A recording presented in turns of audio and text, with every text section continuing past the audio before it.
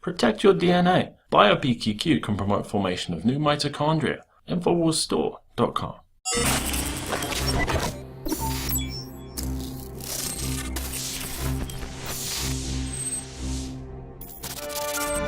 Now, in something we've seen in America, we are seeing also in India, and that is local farmers rising up to stop open-air trials of GMO farming. This report on Infowars.com, thousands of farmers in India rise up against Monsanto. Some have said that India's prime minister arrived at the nation's pro-GMO position with the help of generous campaign funding from a GMO lobby, but that hasn't stopped thousands of Indian farmers from demonstrating against Monsanto and their biotech cronies in a massive grassroots movement that shuns anti-farmer practices and GMO farming. Now, understand what they're fighting against is the same type of thing that we've seen in the most recent referendum in Hawaii. We've had several farming communities that have put in prohibitions against open-air farming. Now, here's the statement from a group that represents the farmers. They say the government is exhibiting its pro-industry stance by pushing for unneeded, unwanted, and unsafe GMOs in our farming. We want all open-air field trials of GM crops stopped immediately in the country, since such open-air trials pose not only a risk of contamination, but also the risk of trade rejection. In other words, they're not going to be able to sell this in other countries. He says, furthermore, any moves towards trade liberalization in agriculture, whether through the WTO route, the World Trade Organization route, or through free trade agreements, are unacceptable to us. Now, there's a lot in that statement, and we have seen the same sort of thing in America. Although we have seen little success in trying to get GMO labeling, the only exception being the state legislature in Vermont, all of the initiatives and referendums that have been brought up have been shut down by propaganda from Monsanto and others. We have seen in farming communities, they have done the same sort of thing because they understand that this is a dangerous practice. It contaminates their crops in these open-air trials. And the most recent example is in Hawaii. But what are they doing in Hawaii? Even though there was a referendum and they said we don't want these open-air trials because they are a trespass, they are now appealing it to the federal government. And we see that even in the GMO labeling. They are now appealing that to the federal government. But there's a higher authority that they're appealing to shut everything down. And of course, that is these free trade agreements, so-called free trade agreements, the Trans-Pacific Partnership, the TTIP, the Transatlantic Partnership as well. That's what we really have to be concerned about. And now we see one after the other, senators and individuals on both the left and the right warning us about this path that we're going down. We had Elizabeth Warren stand up and say, if people knew what was in this secretive agreement, they would be appalled. And that's why the administration is not letting people know what's in it. She said, they say if the people knew, they would reject it. She said, well, then the problem is with the trade agreement. It's not with the people knowing what's in it. Now we see on the right, we see on Sunday night, Senator Jeff Sessions sent out a critical alert warning about the Trans-Pacific Partnership. Now, what is he warning us about? He says the TPA, and of course that is the fast-track authorization that was just passed, eliminates Congress's ability to amend or to debate this trade legislation. He says not only will Congress have given up the 67-vote threshold for a treaty and the 60-vote threshold for important legislation, but will have given up even the opportunity for amendment. He said there is no real check either on the expiration of the fast-track authority. If Congress does not affirmatively refuse to reauthorize it at the end of the defined period 2018, the president can automatically renew it for another 3 years. And then this one last thing that he had to say, which is very important. The USTR, the U.S. Trade Representative, he says, outlined the Trans-Pacific Partnership. And when he put in to the key features summary, he said the TPP is a living agreement. Think about that. Just like the Constitution being some kind of a living document that they can just reinterpret as they wish, that's what they're going to do with this agreement that they're negotiating in secret. Not only is it going to be created in secret with just a straight up and down vote, no amendment, no debate, but they're also saying that it is a living agreement. This is what this means. He says this means the president could update the agreement as appropriate to address trade issues that emerge in the future, as well as new issues that arise with the expansion of the agreement to include new countries. The living agreement provision means that participating nations could both add countries to the TPP without Congress's approval, like China, and could also change any of the terms of the agreement. including controversial areas such as the entry of foreign workers and foreign employers. Again, these changes would not be subject to congressional approval. So just like we see Congress abdicating its authority to all these alphabet agencies, these bureaucracies, which then write all the laws without any of Congress's input, this trade authorization, which is really a massive surrender of sovereignty, and you can see it in what Senator Sessions just pointed out. We know that it's about sovereignty. We know that it's not about free trade. The trade areas that are in there are crony capitalism trade. This is no more free trade than we had free markets with the bank bailouts.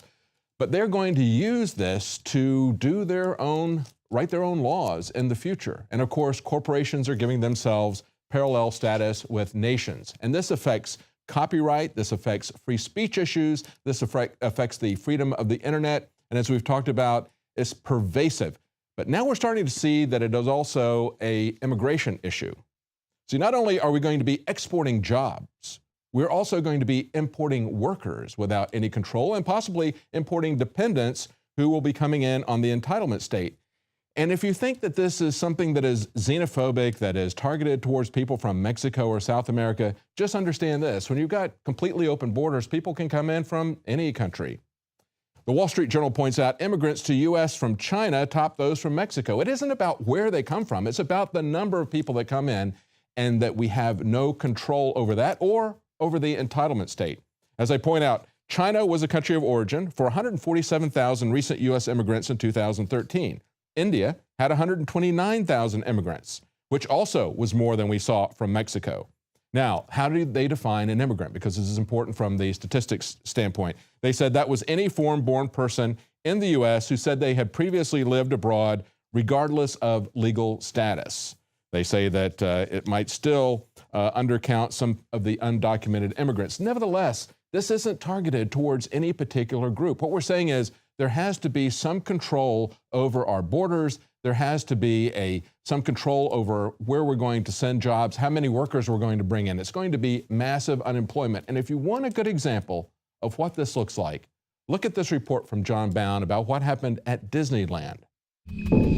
I want to thank all my fellow leaders for their partnership and their commitment to making the TPP a reality. If President Obama, the IMF, and legions of New World Order stalwarts have their way, your job, your children's future, and the future of the United States will be assimilated to the corporocratic Borg. Obama is diligently attempting to get the Trans-Pacific Partnership passed. The single greatest challenge for the United States right now, and my highest priority as president, is creating jobs and putting Americans back to work. And one of the best ways to do that is to increase our trade and exports with other nations. 95% of the world's consumers are beyond our borders. I want them to be buying goods with 3 words stamped on them: Made in America. Corporations are heavily lobbying for the deal as legislative sycophants, pawns of their corporate masters like John Boehner. Making sure that these kids have a shot at the American dream, like I did. It's important. Rally support for a trade agreement that will make NAFTA look like child's play. Mr. Speaker, I rise today to announce my introduction of and request co-sponsors for a privileged resolution to withdraw the United States from the World Trade Organization. By what authority does the World Trade Organization assume jurisdiction over the United States federal tax policy? That's the question. At last reading, the Constitution required that all appropriations bill originate in the House and specify that only Congress has the power to lay and collect taxes. Taxation without representation was a predominant reason for America's fight for independence during the American Revolution. Yet now we face an unconstitutional delegation of taxing authority to an unelected body of international bureaucrats. Let me assure you, Mr. Speaker, this nation does not need yet another bureaucratic hurdle to tax reduction. It's very hard to make anything of the TPP because it's been kept very secret, half secret, I should say. It's not secret from the hundreds of corporate lawyers and lobbyists who are writing the legislation. To them, it's perfectly public. They're, in fact, writing it. It's being kept secret from the population. High-wage American workers and union members would face more direct competition from low-wage Malaysian, Vietnamese, and Mexican workers because the partnership would create a free trade zone with no tariffs or barriers. The treaty would give corporations a direct way to object to and even override individual countries' democratically passed laws. An international tribunal would have the power to overrule individual nations' legal standards and impose economic penalties. That power would be the cornerstone of an unelected corporocratic New World Order. I wish people could remember what the border looked like between Texas and Mexico before and after. I mean, it was poor, really poor, on both sides of the border. If you go down there today, there's prosperity on both sides of the border, and that's in our nation's interests. We have the opportunity to remake the world. For this new era, our national security, we now know, will be determined as much by our ability to pull down foreign trade barriers as by our ability to breach distant ramparts. The devastation the U.S. economy and the Mexican economy suffered under NAFTA is shocking. Another corporatocracy program chipping away at the U.S. jobs economy is the abuse of the H-1B visa work program. For example, at the end of October 2014, IT employees at Disney parks and resorts were replaced by imported cheap labor they had to train as they were laid off. Disney CEO Bob Iger is one of 8 co-chairs of the Partnership for a New American Economy, a leading group advocating for an increase in the H-1B visa cap.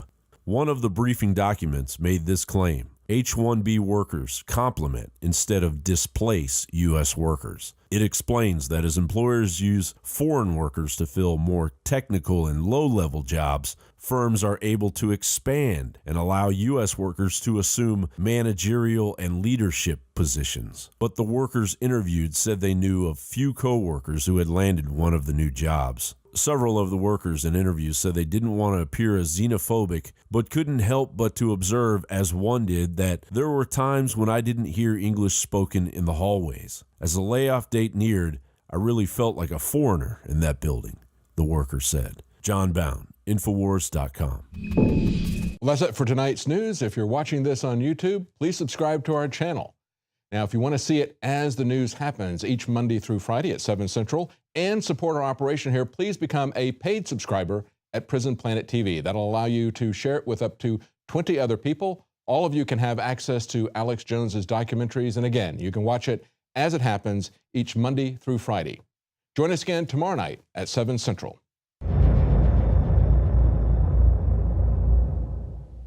A chemical spill contaminating the water supply in 9 West Virginia counties. What are the health effects of having these drugs in our drinking water? It's forced medical treatment without the consent of residents. My friends, water filtration is one of the most basic actions you can take to protect you and your family from the harmful toxins and heavy metals in your tap water. On average, the county says it sprays with the glyphosate at least once a week. Few filters cut out the glyphosates that is found in water supplies worldwide. Remove pesticides, herbicides, chloramines, hydrofluorosilicic acid, sodium hexafluorosilicate. Fluoride is in tea, it's in coffee, it's in water, it's in bread, it's in toothpaste. It is our responsibility to protect our families. The establishment's not going to do it. It's time to take action. It's time to filter our water. Go to InfoWarsStore.com today, and for a limited time, use the promo code WATER20 and get 20% off all Pro Pure products. Again, that's InfoWarsStore.com, or give our crew a call at 888-253-3139. You are watching the Infowars Nightly News, which airs 7 p.m. Central at InfoWarsNews.com, and your support is helping us defend liberty worldwide.